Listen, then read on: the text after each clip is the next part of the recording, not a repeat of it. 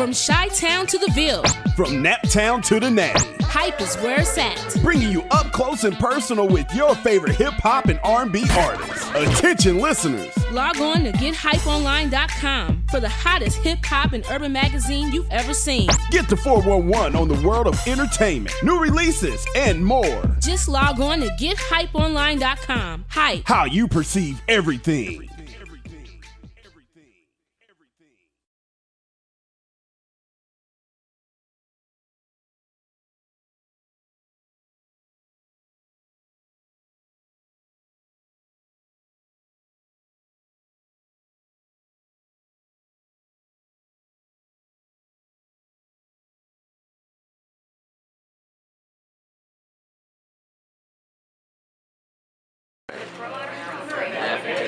Laughing to the Bank. You started filming a year ago, 2 years ago? Year and a half. Finished last year. Long shoot. But probably definitely turned out the best work that I've ever turned out. Anyone who knows me, fools with me knows I have a long independent background.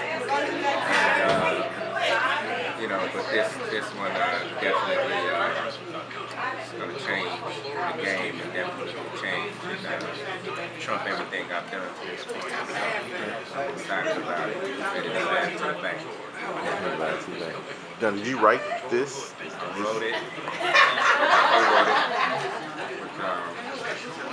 with my team. Directed, produced, starred, executive produced, long hard. And so, you know what I mean, it's a situation where I didn't want to do everything. You have to evolve with the time, so I had to do everything to make sure that it came out the way I wanted to and the way it needed to. Okay. And there was, some things that I didn't want to do that I had to take on, like editing for the first time. And that turned out to be a blessing because in hindsight, it wouldn't have, I don't think we would have been here. The film would have turned out as well as it did if I wouldn't have took on the job of editing. So, I was sort of forced to learn everything. But I think that was God's plan, though. And then, now we laugh to the bank. Okay. All right. So the concept came from?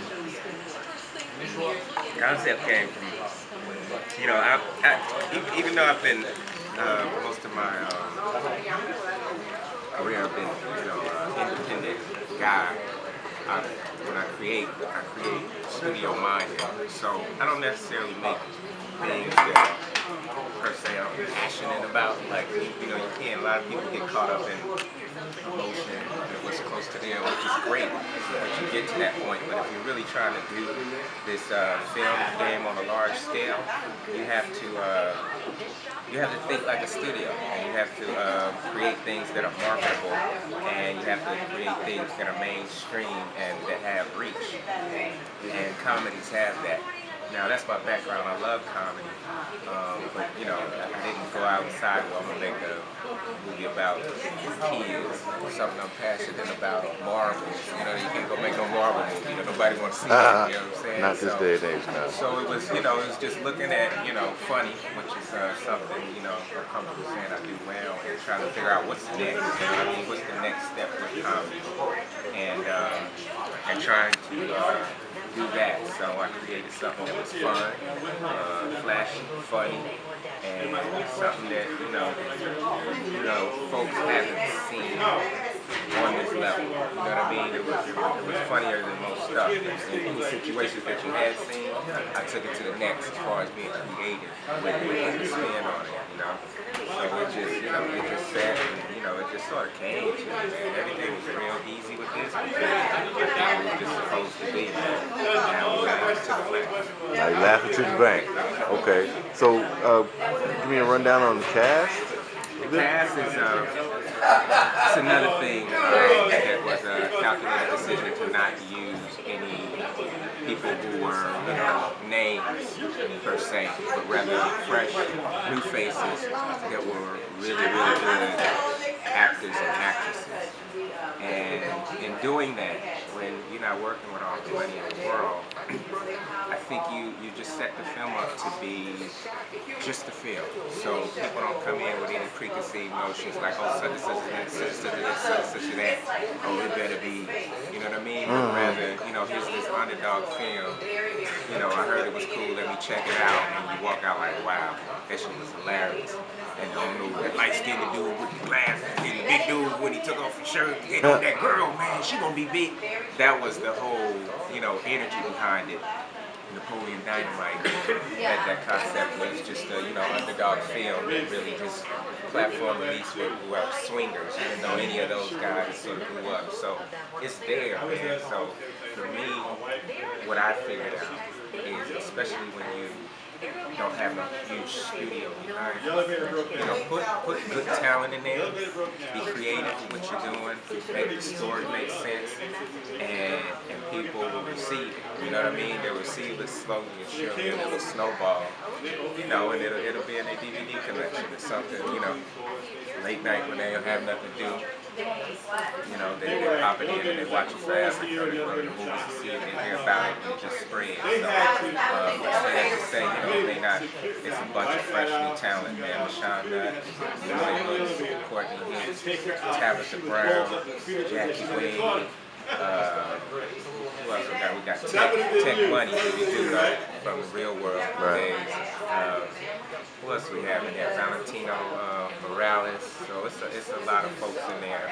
And that's the young lady you introduced last night on stage? Jamie Perez. Jamie Perez. Who was here with her last night. Jamie is actually from here in Jersey. You know, Jamie's Dominican, gorgeous, did an excellent job in the film. So we have a lot of lovely women and talented women in the film. Okay. So tell us about Ron Hicks and where you're from. Man, I'm from Bakersfield, California, man. Wow. Just a country boy trying to make good. You know what I mean? Right. It's sort of, it's right, I don't think you probably know what Bakersfield is, but it's like an hour and a half north of Los Angeles. But it is nothing, there's no correlation between LA and Los Angeles. It's just sort of a country town in the middle of California. And I left Bakersfield to go to Los Angeles. Went to college, Cal State Northridge, to teach. And during that time, I was pursuing acting outside of school. Okay. And I got the movie Fat Beach, which was directed by Doug Ellin, and created Entourage. And from there, things started to snowball. And I've been very blessed and fortunate to continue working. I got the movie High School High, Kai Pfeiffer, John Lovett, Linda Williams, Willie Allman. And then from there, got the movie Three Strikes. People like to call it a hood classic. And then the Eve Show. But along that time, I've always done independent film, created my own venue, you know, my own platform for myself. And it's been very, very successful with that. And I stopped for a minute because I just got tired. You know, I was like, okay, what's next? And so then I got the bug again, you know what I mean? And I stepped back up, and that's when I reached out to Bernard. We've known each other for a while and spoke about doing something together. And I just had this, you know, the game had changed, DVD had changed. And the business has changed, so I always try to stay ahead of the curve. And so I figured out, okay, while everybody was trying to make a movie that was financially bigger than their last film, I figured out that no, you can't do that. Not right now in this climate. You have to figure out a way to do it for less than you've ever done it. And that's sort of, you know, the model I set up.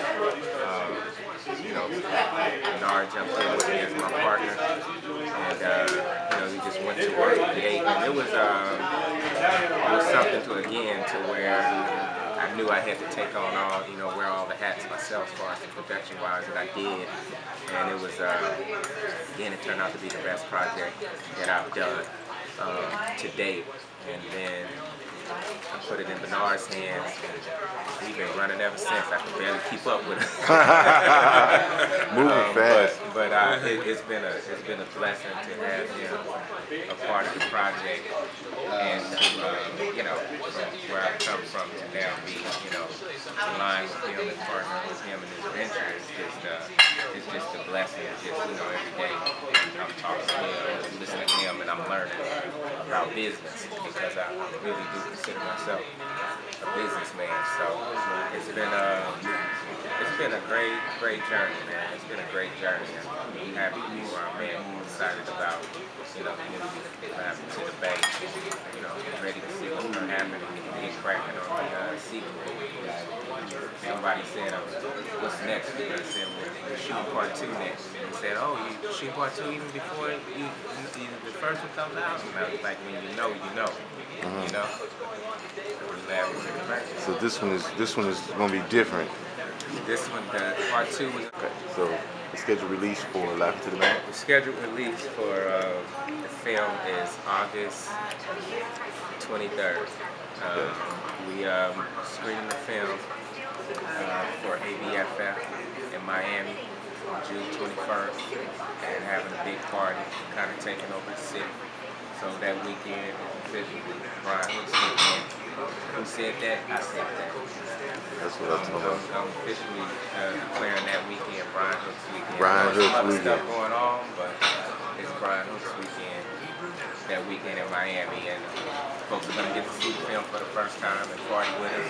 And then on the 17th in Atlanta during the Bronner Brothers Hair Show, we are doing the premiere, Black Tie premiere, and so everybody will be out for that. That'll be a good time. And then on the 23rd, you know, we celebrate and make history with the release of Laughing to the Bank. Okay. So how did you? What did it take to get you interested in the project, and what really interested you enough to put your face in it, as well as your name behind it? I have been following Brian for years, and I got a philosophy of looking for success patterns, and I saw that in Brian. So I kind of like believe in, I find people with small successes and I turn them into big successes. Okay. You know, I don't look at McDonald's as 33,000 successful restaurants. I look at McDonald's as one successful restaurant duplicated 33,000 times. I don't look at Walmart as 8,000 successful stores. I look at it as one successful store that started out in Bentonville, but they duplicated 8,000 times. So I saw that in Brian, that I could take his small successes and turn them into, I can duplicate them. Okay. That's what we're doing. And so I think I heard you last night mention that your film distribution company, is that, and you're, what, 60 million? Well, I don't understand film, so I have to ask a question. Well, 15 years ago, I helped start a company called Rainforest Films, and our first movie that we made for $200,000 did 1.3 million. Okay. And that led to the gospel. It led to Takers. It led to Stomp the Yard. It led to Obsessed. It led to This Christmas, and then last year it led to Think Like a Man. Steve Harvey. Yes. That got folks in a lot of trouble. Yes. You know, they made the movie of it, but that was my reality. My wife read that book and she says, "Really? That's how you?" I was like, "Oh." I said, first of all, I'm a soldier. I think completely different than the average guy. Please don't compare me to that. So that's really great. I hadn't heard of Rainforest, but I don't watch movies, Right. Which I should. I'm going to watch Laughing to the Bank. Oh, you're gonna love it. I don't believe that. I'm gonna add that to my collection. So the pattern, you're saying as a business person, looking for a pattern of small successes that you could duplicate and expand. Oh, you're fine. This video, I'll edit it. Oh, you can reach on in there and get it. Your hand won't make any difference. It's good.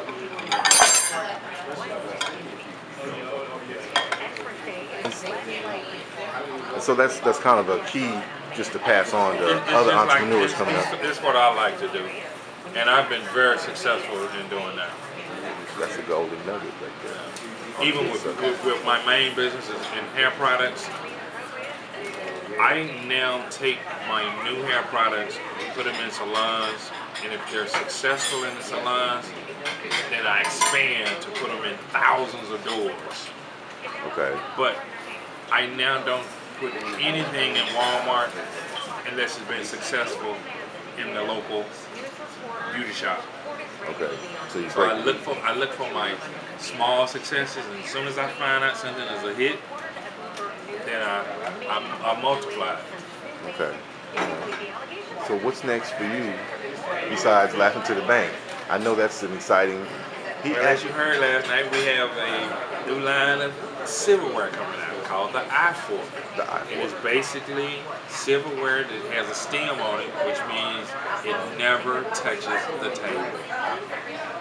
So everybody within a year will be eating with healthier silverware that avoids pretty much the germs on the table.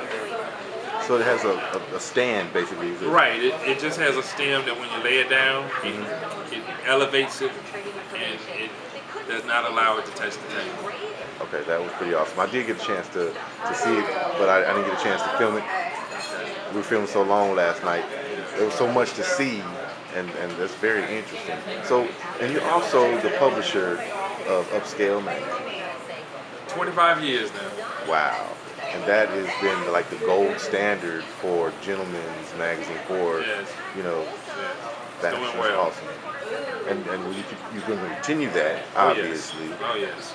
And Oh, we're just getting started. okay. What's next for Upscale? I mean, how do you expand on being like the top of the line? We're just going to keep on doing what we're doing and watching it grow. I just got a mindset that we're ready now to take it to where it's the #1 magazine in the world. I think And Laughing to the Bank, the number one movie in the world. The I-Fork, the #1 silverware in the world. We're going to have a lot of #1s. a lot of #1s. Well, we're going to keep following you. Yes. And let me just ask, I'm a music business student. Your key thing that as a business person you're looking for when you see a business plan, a young company that's coming up that has had some successes, but now they're ready to say, okay, Mr. Bronner, could you take a look and what would be something that would be a key for you? Well, that is my advice. My advice is if you want to get my attention or any successful entrepreneur's attention, do something big on a small scale. And you know, for movies, you know, I watch Spike Lee do it. I watch Robert Townsend do it. I watch Spike Lee and Robert Townsend take their credit cards, do Hollywood Shuffle, do She's Gotta Do It, and it's a small success, and that leads to now big movie deals. Right. But nobody can get big movie deals or even big record deals until you actually have some kind of local success. So be the hero in your backyard first. Yes. And then try to expand. Yes. People jump out too fast and get whooped on. And they get there, they don't understand what happened. Okay.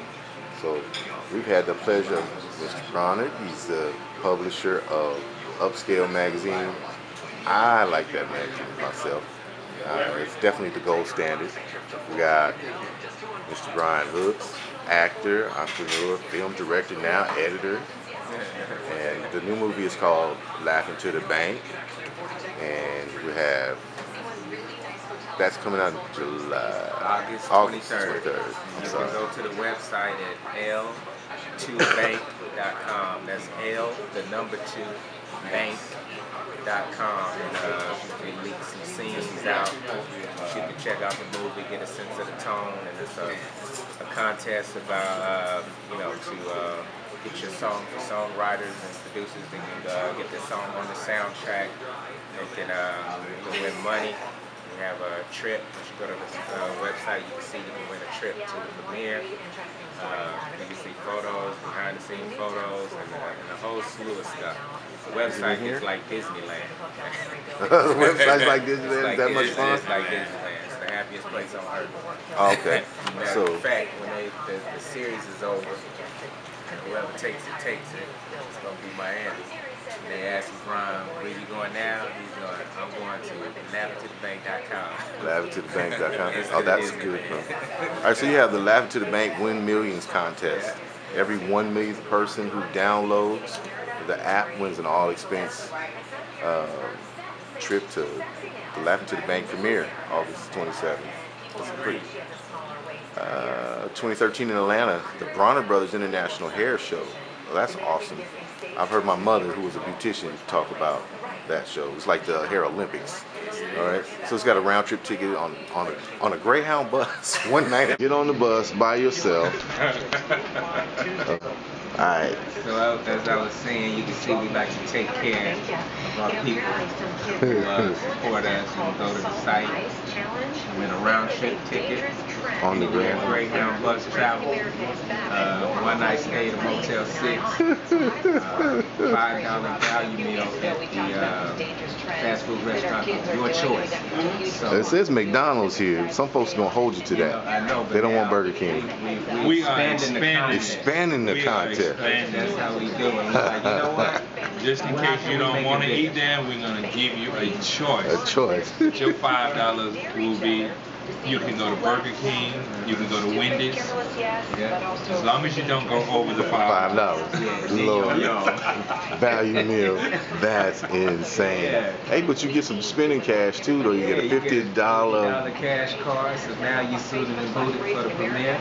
You know what I mean? Another 4 natural gift box. Yeah, what is the 4 natural? Hair care. Hair care. You're gonna have that to get your hair ready for the premiere. Oh. Looking on any kind of way. Yeah. Okay. All right. So Wow. I suggest you get the download. Get on that bus. You'll see it in a minute. Now, you know, I could see that being a million-person bus trip. You're fine. Like the Million Man March, everybody got on the show. Get on the bus. I could see this. This is huge. Who thought of this? Yeah, let me tell you something. People go, Bernard thought of that, man. People go look at some of that stuff. When you go to that website, like I tell you, this Disneyland, you'll think, because my comedic background came out of my mind, this man right here is a comedian in his past life.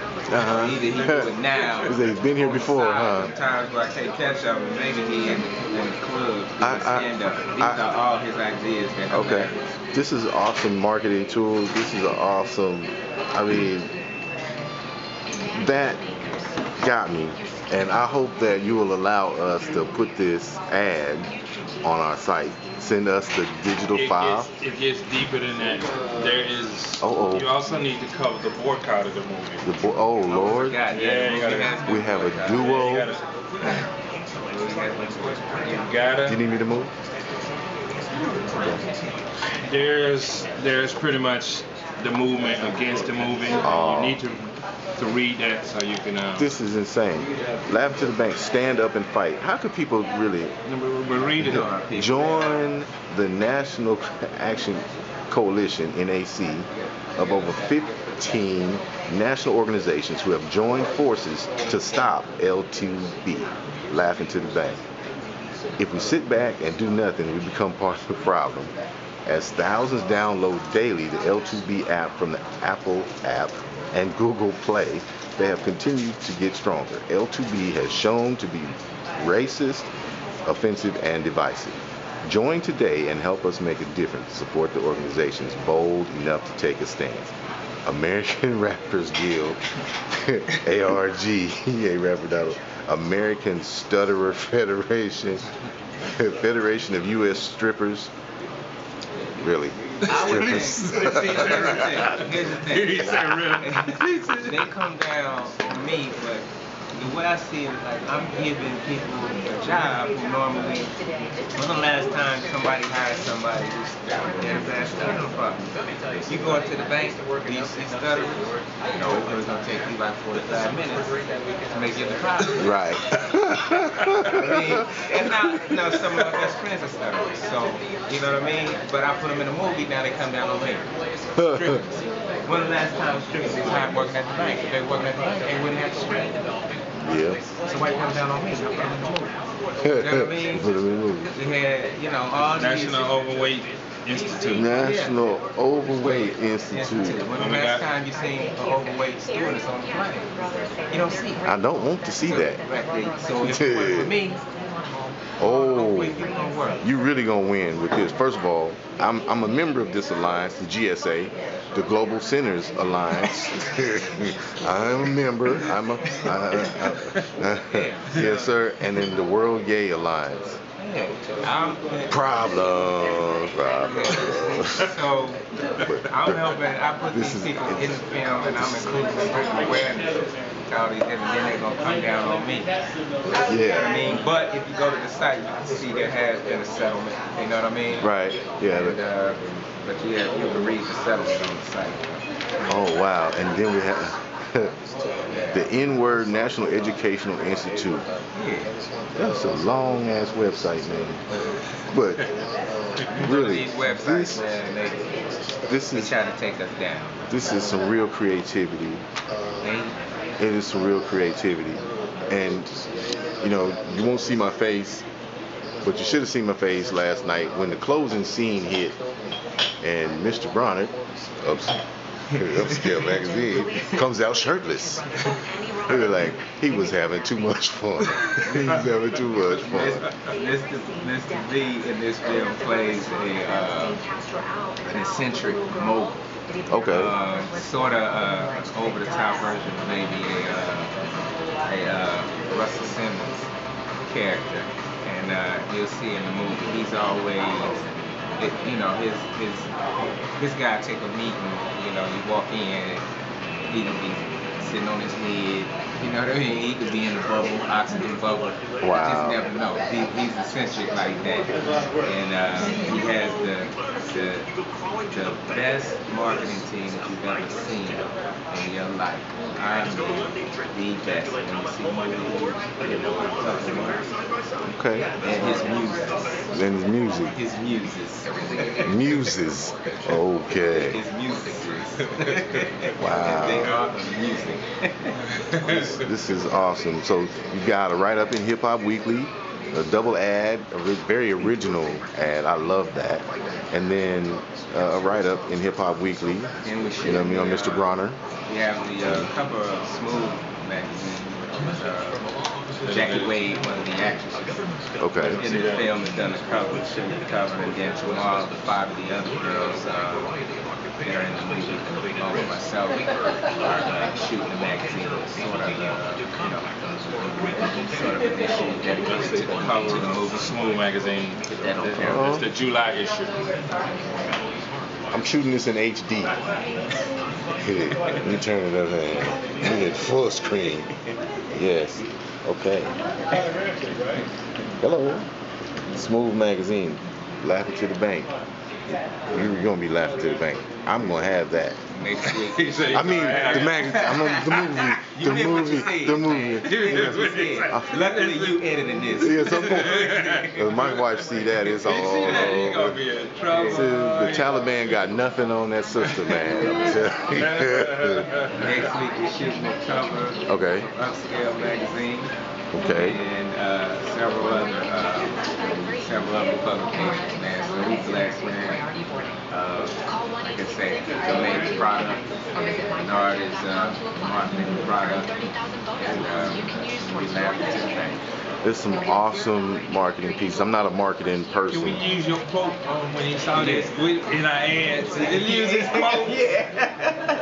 We can get your full name. We can get his quote out there. Make sure everybody see that. Oh, yeah, sure. I mean, that was a good ad. I mean, and it just came naturally. That was pretty organic right there. But my wife, no, please. What can I do to not get my voice on there? She said, that was you. I know that was you. Okay. All right. I want to thank you guys for your time and your patience. I know that you've been busy. People have been dragging. I've watched them drag you from one spot to the next, I also see how you were in the VIP room. The man was so humble. He had his in the VIP room with his baseball cap over his face. He's like, please Don't recognize me. Leave me alone. I'm here. I just want. You probably had just flown in minutes before, whatever. I'm always down to speak to whoever want to talk to me about whatever I want to talk about, man. Okay. You know, I'm always. And the Bronner Hair Show, Bronner Brothers Hair Show. Let me get a shot of that. But actually, I'm going to scan that in. Or can I email your marketing department or your production department Yes. and get? Yes.